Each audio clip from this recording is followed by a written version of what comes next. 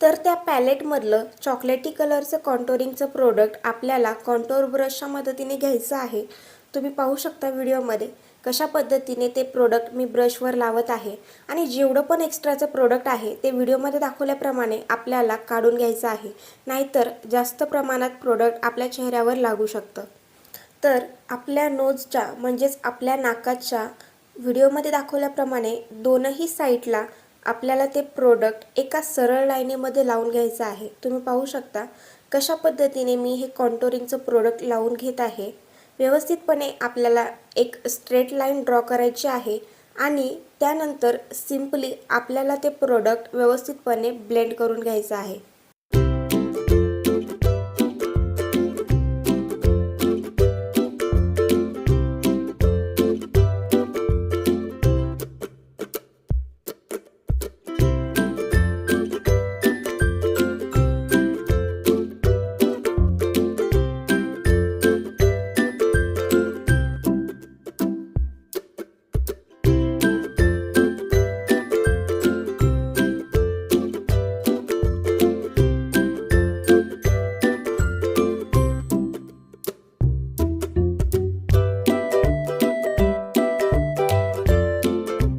त्यानंतर आपल्याला same product आणि सेम ब्रश घ्यायचा आहे आणि गालाला कॉन्टोरिंग करायचे आहे। कानापासून ते आपल्या ओठांपर्यंत असं स्ट्रेट लाईनमध्ये व्हिडिओमध्ये दाखवल्याप्रमाणे कॉन्टोरचं प्रोडक्ट लावायचं आहे आणि ते व्यवस्थितपणे ब्लेंड करून घ्यायचं आहे। एकदम स्ट्रेट लाईन आली पाहिजे।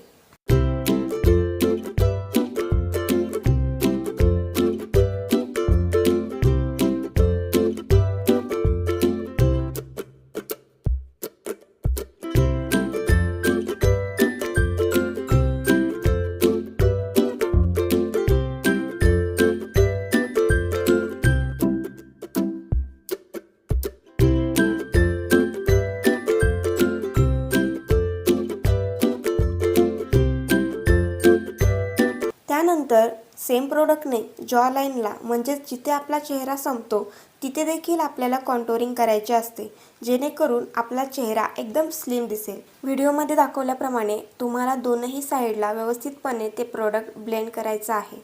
याने खूप छान शॅडो क्रिएट होते।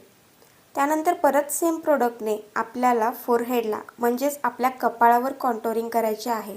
तुम्ही पाहू शकता जिथे आपलं कपाळ सुरू होतं म्हणजेच एकदम वर आपल्याला हे प्रोडक्ट ब्लेंड करायचं आहे। तर कॉन्टोरिंग आपली झालेली आहे करून आणि तुम्ही व्हिडिओमध्ये पाहू शकता एकदम सरळ आणि शार्प असं नाक आलेलं आहे नोज कॉन्टोरिंगमुळे आणि चेहऱ्यावर